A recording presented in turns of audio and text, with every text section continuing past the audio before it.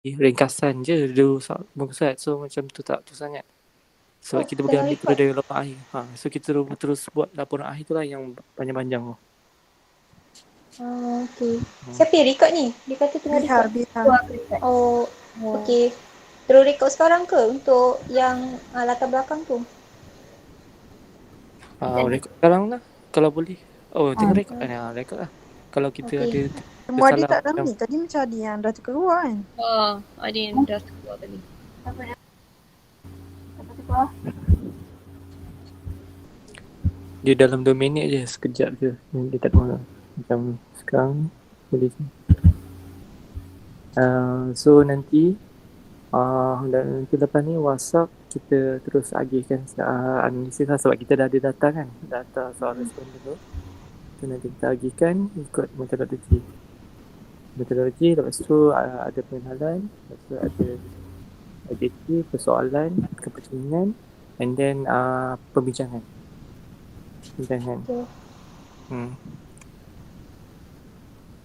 Tadi Ahamnya macam ni Apa? Di-scan balik yang bukan di-scan lah, macam yang apa ni nanti Ami listkan macam yang sebelum ni, list yang Ami tulis tu macam banyak tu kan, banyak ada macam Ami tanya kumpulan lain, ada yang diorang tak tulis pun. So nanti Ami listkan balik yang perlu kita buat. Okay. Dah berapa lama tu record? Tak sure tak. Dia tak tunjuk masa dah. Kita dah 2 minit je. Itu ya lagi. Kita kerja satu yang 2 page anda faham kan? Semua orang buat perenggan sikit-sikit kan? Sikit-sikit je. Laporan akhir nombor 2 nanti Hami tolong nulis kan? Ya. Video yang ni satu settle 2 minit. Lepas tu video yang awal-awal sekali kita present tu kan?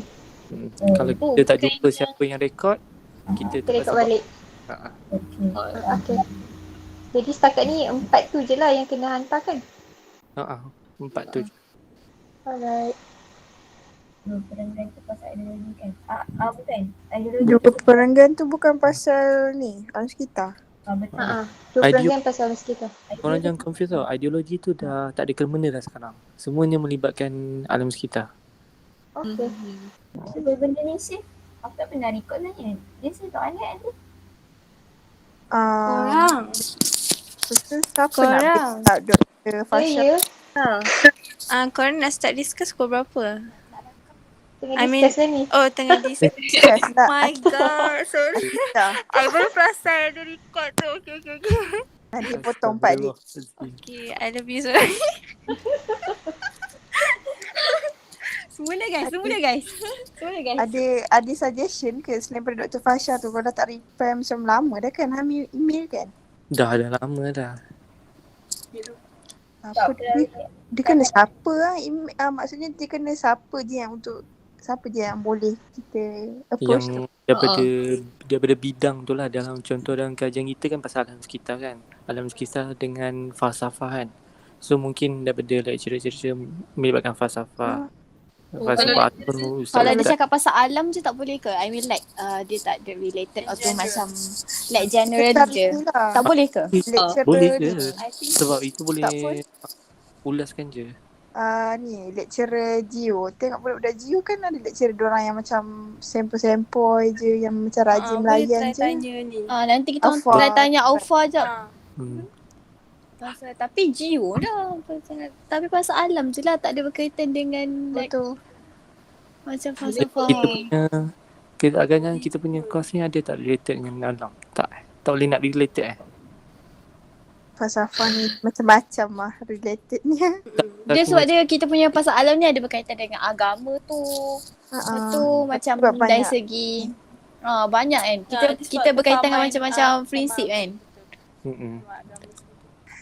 Kau apa passion? Tak adalah, betul lah masalahnya. Betul lah Daya. Salah Daya. So kita nak cari yang dalam UKM je ke? Aku rasa better juga kalau kita ambil yang lecturer dalam UKM je ke. Senang nak berurusan. If contact number semua. Betul-betul. Tu tak Boleh dalam je try suggestion, cari a few names yang korang rasa boleh try approach. And then kalau apa dapat maklum balas dari diorang, then kita proceed je lah. Boleh cek tu. Apa Abi nak cakap tadi? tak adalah. Betul lah siapa Ika cakap pasal terus contact. Kalau Ami tu Ami terpaksa buat email. Tu pun tak balas. Betul lah. Maybe email dia dah tak aktif ke. Possible je kan. Ya tu. Tapi macam kalau ustaz-ustaz pun boleh kan. Sebab dia ni yang keagamaan. Kan? Apa ustaz-ustaz sikit. Ustaz-ustaz. Apa beca. Kurang. Betul lah Abang Beca bekerja dengan kat pusat Islam tau sekarang. Dia memang kena lecturer lah. Tak, it can be Yang anyone macam- tapi yang ada macam Ada bertaliah lah. maksudnya Yang yang dia macam dia ilmu lah memang about that. dia memang ada apa kita panggil? Related lah. Dia expert. Dia expert. Dia memang expert in that bidang. Aku teringat Abang Ma. Abang Ma kan rajin suka cakap pasal alam sikit. Allah banyak-banyak abang kami. Boleh je Habis sebab try. Abang Mau pun ada PhD. So dia tak jadi problem pun. Boleh je. Tapi dia dari segi bahasa lah. Linguistik bahasa. I don't know either dia sesuai Sebab ke dia tak macam dalam rajin topik juga. kita. Tengok. Tapi bukan ke Abang Jenol? Abang Jenol ni ke? Abang Cina pun Abang bahasa je. kan? FSSK kan? Abang Jenal FSSK. Dia pun bahasa kan? Dalam Tapi dia ada belajar psikologi kan? Try lah tanya dia. Tak Kasi masa kerja. Kak Cima pun psikologi. Stress. Lalunya melibatkan falsafah ni betul lah dari FSSK kan? Yes. Sebab dia ada juga kan apa? Doktor. Tapi dalam geografi ada juga kan belajar pasal falsafah ni. So mestilah Abang Mau apa semua tu tahu juga kan? Mesti. Abang Ma tu kan dengan rajin bacanya semua. Dia kan PhD. Rajin So tanya. macam okey lah kan kita nak interview Dia dia. ada je buat research pasal ni. Aku rasa dia boleh cakap banyak. Falsafah ni. Dia memang suka cakap. Jangan bagi peluang dia bercakap je. Tapi kalau Okey, cakap kan boleh. So Dia nanti okey kita je siapa-siapa asalkan dia boleh bagi pandangan yang logik Tepat and kan? masuk akal, Logik, tepat berfakta. yang berfakta, yes. Yang okey lah, bukanlah yang melalut-lalut. tak apa nanti Nisa dengan Ika try tanya Abang Jan ataupun Abang Mau macam mana. Lepas tu tanya dia orang kalau dia orang setuju terus bila nak buat. Lepas tu kita kena sebab kita kena ada semua data sebab nanti itu pun boleh ke Nak kena betul kan jadi nak OT. interview tu like kena ada part of our team ataupun semua kena ada. Saya rasa macam part pun okey lah. I think. contoh interview Nisa dengan Ika handle. Lepas tu nanti dari segi kita bahagi olahan semua, daripada yes. semua tu kita pecah-pecahkan Okey boleh? kan. Boleh. Boleh juga macam tu. Tak adalah semua nanti perlu ada dekat dalam ni. Betul. Ah, So nanti akan ada yang bentang bahagian yang data of yang kita buat tu Google Form tu. Macam pecah-pecah lah. Tak adalah semua orang cakap benda yang sama. Nanti Nisa dengan Nika kalau nak interview siapa-siapa nanti Abang Mau ke siapa tuan tak gambar. Ya, tapi kita nak Kita Ambil- rasa soalan dulu kot sebab yang nak bagi dia relate dengan kita punya kajian. Faham. Ambil video sikit pun boleh letak dekat kita punya latar belakang punya video pun okey juga. Boleh je nanti kita orang rakam kita orang punya interview tu.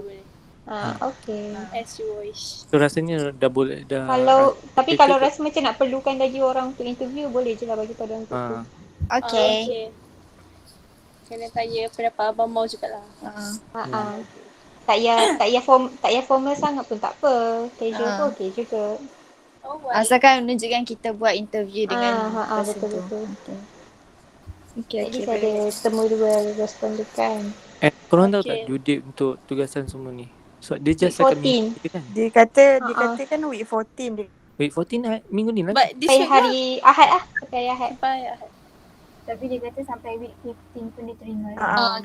Ke depan pun terima. Sampai week 15 boleh terima dia kata. Ya. Tak apalah. Kita settlekan mana yang patut dulu. And then kita Cuma tu lah rakaman kita yang kita dah present hari tu. Ya Allah, siapa nak? Kena cuba tanya-tanya Kalau orang balik semua. Dalam tu lah. Kena tanya dalam grup. Nanti tengoklah Dalam kadang-kadang MSC. kadang-kadang bal terrecord tapi kalau tak record tu sorry lah. Tengok Ya, dia tadi Ada, try betul je kita buat. try je hari tu tanya. kita present dengan grup apa? present dengan grup Dia 7. dia save macam dia 8, save 876. bagi link ke apa? Nanti aku try tanya grup 6. Diorang ada tak? Kalau diorang punya ada, mestilah sekali ada kita punya kan. Kalau nak tak nak kita kena present balik lah. Tapi kita disebabkan doktor pun kata betul. yang presentation tu pun dia nak yang pendek-pendek je kan. So kita just cakap ringkas-ringkas je. Tak payah cakap. Baca-baca je lah. Tak nak explain je. So dia kata dia Dia nak boleh 5 ke save dekat 10 minit WhatsApp. kan. Kan 5 ke Banyak slide. kita dah ada 42 slide kau tahu tak? Itulah. Tak relax Banyak betul. gila. Aku rasa macam ya Allah banyak jadi lecturer dah. Nasi group discussion. Dan kalau ni tak apalah, nanti kalau tak ada kita rakam juga on that day. Tapi nanti tarik atas potong-potong lah mana-mana nanti. Slide yang tak perlu tak payahlah.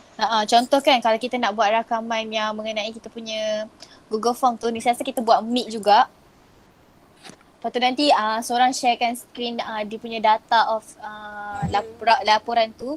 And then nanti untuk bahagian interview tu Nisa dengan Ika share screen untuk video tu je. So kita orang tak payah nak cakap kan, kita just pasal ada video tu je. Yep. Betul. Okay. So ada apa-apa lagi tak?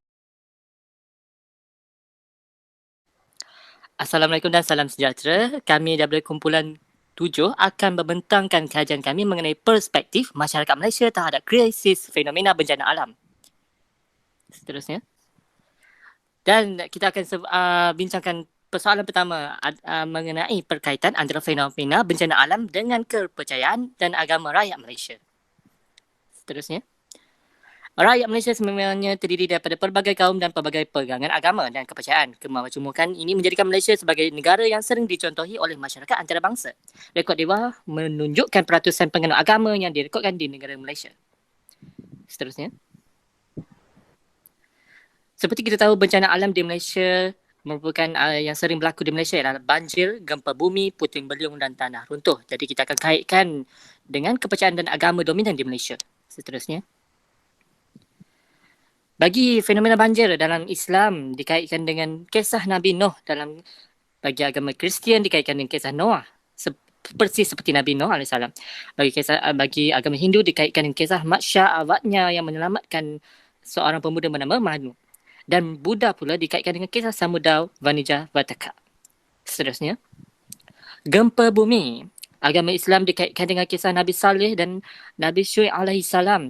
Agama Kristian dikaitkan dengan kekuasaan Jehovah. Agama Hindu dikaitkan dengan kebinasaan manusia dan agama Buddha tiada perkaitan. Seterusnya. Fenomena puting beliung. Islam menganggap dengan fenomena ini dengan kisah umat Nabi Hud. Kristian pula dikaitkan dengan kemurkaan Jehovah. Hindu dan Buddha tiada rekod perkaitan. Seterusnya. Tanah runtuh pula, Islam mengingatkan tentang kekafiran yang telah dibuat oleh umat manusia kepada Allah Subhanahu Wa Taala, dan agama Kristian dikaitkan perintah Jehovah kepada Yesus, dan Hindu dan Buddha masih tiada rekod perkaitan. Seterusnya. Assalamualaikum dan selamat sejahtera. Saya akan menerangkan tentang kewujudan hubungan antara manusia dan alam sekitar. Terusnya.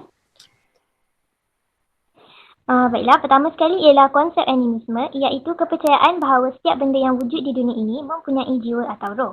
Kepercayaan ini dipercayai oleh manusia primitif dan purbakala, di mana mereka percaya bahawa haiwan, tumbuh-tumbuhan dan kuasa alam semula jadi setara dengan manusia dan perlu ditakuti serta dihormati. Terusnya. Baiklah, kepercayaan ini menjadi teras kepada kepercayaan orang asli di Malaysia, misalnya kaum Batik, di mana mereka percaya kepada Tuhan, penunggu, hantu, malaikat serta tak angku. Seterusnya. Seterusnya kita akan bergerak kepada hubungan manusia dengan alam menurut perspektif Islam. Manusia merupakan khalifah yang bertanggungjawab mentadbir dan memakmurkan alam, manakala alam merupakan anugerah Allah kepada manusia. Antara tujuan alam diciptakan ialah sebagai sumber rezeki, sumber ilmu serta tempat tinggal dan beribadah kepada manusia. Seterusnya, berikut merupakan punca berlakunya bencana alam yang dipercayai oleh rata-rata umat Islam. Pertama, balasan atas dosa-dosa manusia yang gagal melaksanakan tanggungjawab serta melakukan kemungkaran dan kemaksiatan. Kedua, ujian daripada Allah untuk menguji keimanan umatnya. Dan akhir sekali, faktor sains dan geografi. Seterusnya. Okey, itu sahaja berita. Terima kasih. Assalamualaikum, saya Nabiha. Saya akan menerangkan tentang hubungan nilai alam sekitar dan nilai pribadi manusia. Nilai alam terdiri daripada 3 cabang iaitu ekosentrik, antroposentrik dan egosentrik. Seterusnya.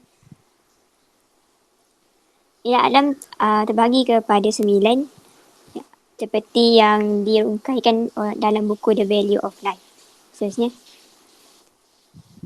Terdapat 4 nilai pribadi manusia iaitu yang pertama kepentingan umum, kedua kepentingan pribadi, ketiga pemeliharaan dan keempat kesediaan untuk berubah. Seterusnya. Berikut adalah merupakan 2 contoh yang membuktikan terdapat hubungan nilai alam sekitar dan nilai pribadi manusia. Seterusnya. Dan ada kepentingan hubungan manusia dan alam sekitar. Yang pertama untuk memelihara agama, kedua memelihara akal, ketiga memelihara nyawa, keempat menjaga harta dan kelima menjaga keturunan. Itu sahaja daripada saya. Terima kasih. Okay, Assalamualaikum. Saya Balkis dan saya akan membentangkan mengenai pencanggahan kepercayaan dan agama terhadap teori sains dan alam semesta. Hukum alam. Hukum alam merupakan hukum ciptaan Allah di samping hukum agama iaitu hukum fiqah. Sifatnya kurang jelas, memerlukan kajian dan pemahaman yang mendalam yang terkandung dalam ayat kauniyat atau ayat mutasyabihat. Ini saya serahkan kepada Ainil. Assalamualaikum. Saya akan menerangkan mengenai konsep takdir. Menurut Herodotus, melalui karyanya yang bertajuk The Histories, menerangkan setiap kejadian yang berlaku dalam sejarah, termasuk peristiwa kemenangan tentera Yunani ke atas tentera Parsi merupakan satu takdir ataupun untung nasib, iaitu campuran dewa-dewa dalam kehidupan manusia. Menurut sejarawan moden yang mendukung aliran sekular pula, mereka menganggap kata Herodotus itu bukan satu kebenaran sejarah kerana berasaskan pada hayalan dan telah ahli nujum semata-mata. Mereka lebih menjurus kepada kemedaan yang disebabkan oleh kemajuan sains dan teknologi. Mereka juga menganggap campur tangan Tuhan ataupun dewa-dewa dalam kehidupan dianggap bukan sejarah.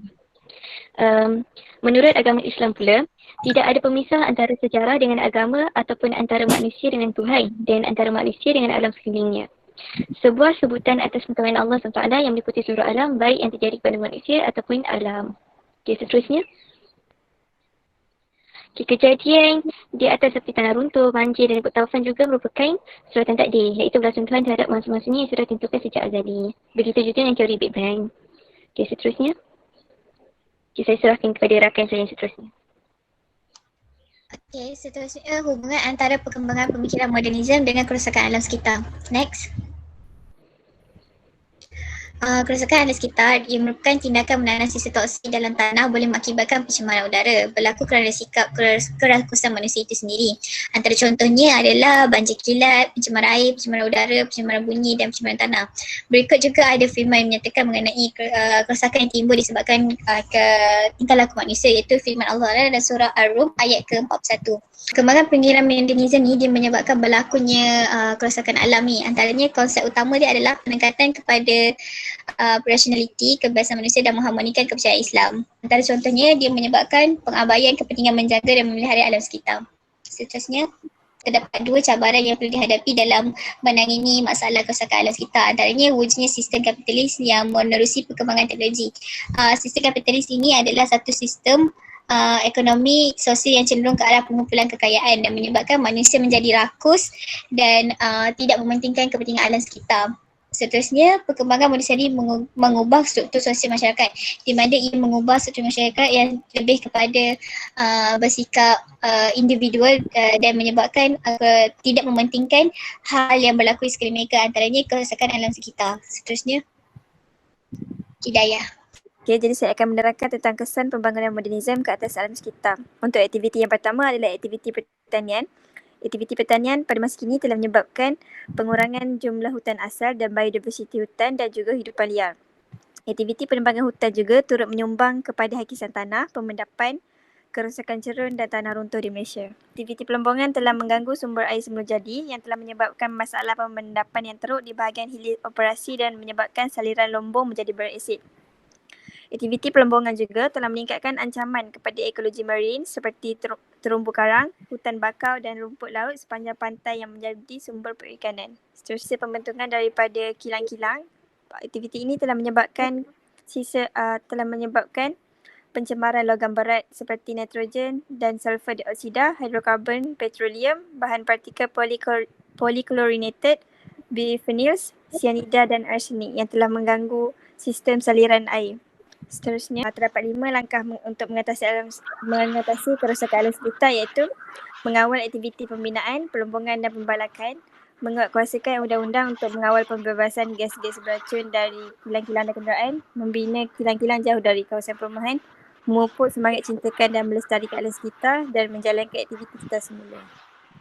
Seterusnya, adakah alam sekitar yang bersih dan sihat merupakan hak asasi manusia? Okey, persoalan ni kita boleh lihat daripada semua orang berhak kepada persekitaran yang sihat. Jadi idea ini bermula daripada 1960-an dan 1970-an di mana konsep hak asasi manusia itu bukan semata melibatkan kedudukan setiap manusia. Malah ia melibatkan juga kedudukan setiap bahagian alam. Jadi apa-apa perkara yang melibatkan kerosakan alam sekitar, ianya merupakan pelanggaran hak asasi manusia. Okey, jadi apa maksud hak asasi manusia? Okey, maksud hak asasi manusia menurut Kamus Dewan ialah kuasa asas yang dimiliki oleh setiap individu berdasarkan kelebihan masing-masing yang bertujuan bagi memastikan dirinya berpeluang mendapatkan kehidupan yang lebih baik dan saksama. Okey, kita dapat lihat di sebelah kiri kita ada gambar iaitu itu merupakan ahli falsafah Islam yang bernama Syed Hossein Nas. Jadi, bagi Nas, konsep hak asasi manusia itu gagal difahami dengan tepat. Ini adalah kerana beliau menyatakan bahawa hak asasi manusia kini lebih selesa menggunakan sumber akal rasional walaupun ianya telah dirangka melalui ajaran agama iaitu kitab suci, dan ia juga tidak dinilai daripada sudut agama tetapi diukur daripada sudut penggunaannya. Next. Okey. Kebebasan sebagai prinsip utama dalam hak asasi manusia. Okay, menurut sejarah barat, slogan kebebasan itu menyuntik semangat dalam membangunkan sains dan teknologi moden. Ia juga merupakan dasar era Renaissance dan manusia telah menyalahgunakan kebebasan itu sendiri kerana mereka beranggapan masing-masing mempunyai hak dan perlindungan mutlak sebagaimana yang ditekankan melalui konsep hak asasi manusia. Namun bagi Nas, hak asasi manusia pada hari ini adalah menjauhkan diri mereka daripada dianggap sebagai hamba Tuhan. Sebaliknya, ia mengagung-agungkan diri mereka sebagai makhluk yang paling layak membuat keputusan ke atas alam atas nama kebebasan.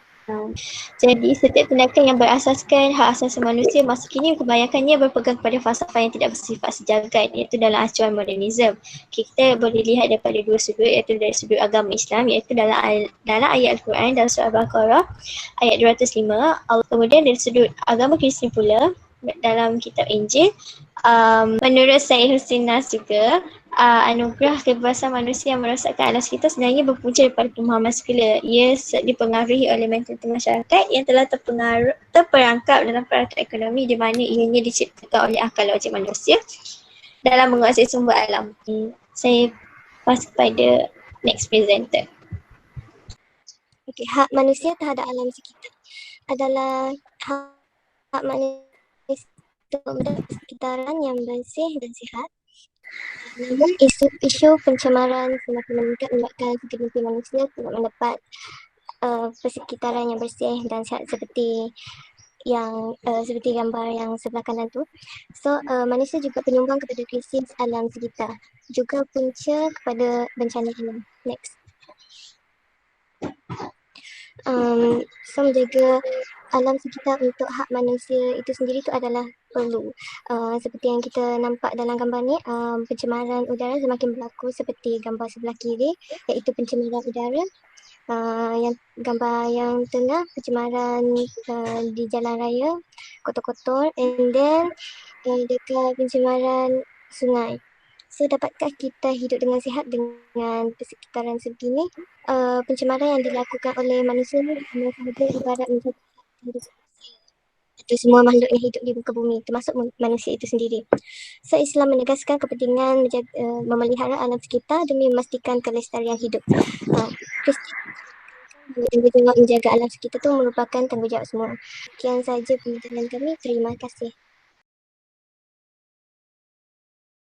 Assalamualaikum warahmatullahi wabarakatuh dan salam sejahtera. Kami daripada kumpulan 7 akan membentangkan laporan akhir projek kami yang bertajuk Perspektif Masyarakat Malaysia Terhadap Krisis Fenomena Bencana Alam. Kita masuk kepada metodologi kajian. Untuk kajian ini kami telah melakukan kajian yang berbentuk tinjauan dan deskriptif. Dan kaedah yang kami lakukan adalah secara kuantitatif iaitu melalui borang soal selidik dan secara kualitatif iaitu melalui temu bual dan juga rujukan. Untuk borang soal selidik, kami telah menghantar melalui aplikasi media sosial iaitu WhatsApp bagi memudahkan lagi responden untuk menjawab soalan. Dan responden kami bukan sahaja terdiri daripada pelajar Universiti Kebangsaan Malaysia, malah juga disertai oleh orang awam. Untuk temu bual pula, kami telah menemu bual Encik Ahmad Hafiz Zainul bin Ahmad Idris iaitu beliau merupakan alumni Fakulti Sains Sosial dan Kemanusiaan Universiti Kebangsaan Malaysia. Kami menemu bual beliau kerana beliau juga sangat aktif dalam memberi perkongsian mengenai pendedahan isu semasa. Untuk rujukan perpustakaan, kami juga telah membaca pelbagai sumber seperti buku, kamus, blog dan internet bagi mendapatkan maklumat yang berkaitan dengan kajian kami. Untuk dari segi mempersembahkan data yang dikumpul seterusnya akan dipersembahkan sama ada dalam bentuk jadual, carta pie ataupun grafa. Okay, itu sahaja daripada saya. Okey, seterusnya untuk dapatan kajian berdasarkan persoalan kajian, kita telah menghantar borang soal selidik iaitu menerima sebanyak 65 responden dan terdapat beberapa persoalan yang diberikan berdasarkan objektif kajian. Seterusnya, Atika. Okay, baiklah. Untuk dapatan kajian dari segi temu bual, 3 soalan yang utama yang telah diajukan kepada Encik Ahmad Hafiz Zainul iaitu yang pertama ialah pada pendapat Encik panel kita, adakah kerosakan alam yang terjadi di muka bumi mempunyai berkaitan dengan kepercayaan agama? Dan yang kedua, apakah mengenai isu semasa, apakah kerosakan alam yang paling teruk yang telah berlaku? Dan yang ketiga ialah pendapat panel itu sendiri, semanakah kerosakan alam pendidikan awal mengenai pengekalan tradisional perlu diredahkan pada masyarakat untuk mengelakkan pemikiran modernisasi.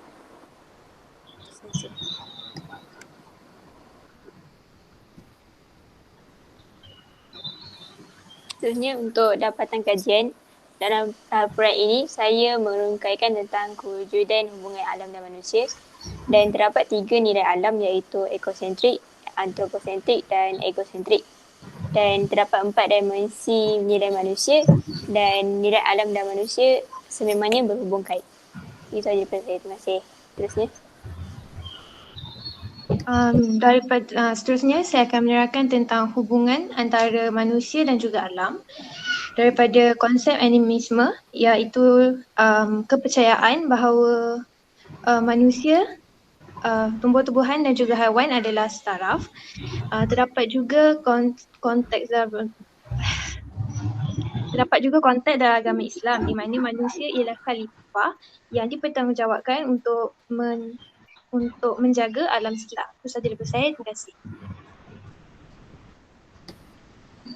Seterusnya saya akan bincangkan mengenai isu kejadian alam sekitar yang berlaku yang boleh dikaitkan dari segi perspektif agama dan sains. Beberapa tokoh telah percaya bahawa kejadian alam sekitar boleh dikaitkan dengan suratan takdir, iaitu balasan Tuhan terhadap masa-masanya. Selain itu, terdapat juga beberapa teori sains yang diguna pakai bagi dikaitkan dengan dikaitkan dengan bencana alam seperti teori Big Bang. Seterusnya. Daripada dapatan kajian, mendapati bahawa hampir separuh daripada responden bersetuju bahawa kebanyakan isu kerosakan air sekitar yang berlaku pada masa kini adalah berpunca daripada sikap manusia yang tidak bertanggungjawab dan mentaliti yang menganggap bahawa akan ada pihak lain yang akan membersihkan segala sampah sarap. Seterusnya adalah pada pendapat anda, perlukah pendidikan awal daripada rumah mengenai pengekalan tradisional agar pemikiran modernisme dapat disingkirkan terhadap masyarakat muda? Dan hasil daripada kajian menunjukkan bahawa tidak setuju dengan kenyataan ini. Namun terdapat dua responden yang tidak setuju dengan kenyataan ini. Perkara seperti ini mungkin berlaku disebabkan individu tersebut percaya bahawa tanggungjawab dalam mendidik anak muda di peringkat awal adalah tanggungjawab pihak sekolah dan bukan tanggungjawab pendidikan. Apa yang kami dapat simpulkan daripada kajian ini, kita dapat lihat mempunyai perkaitan antara bencana alam dengan kitab-kitab agama dan juga kisah legenda yang juga membawa pengajaran kepada manusia pada zaman sekarang.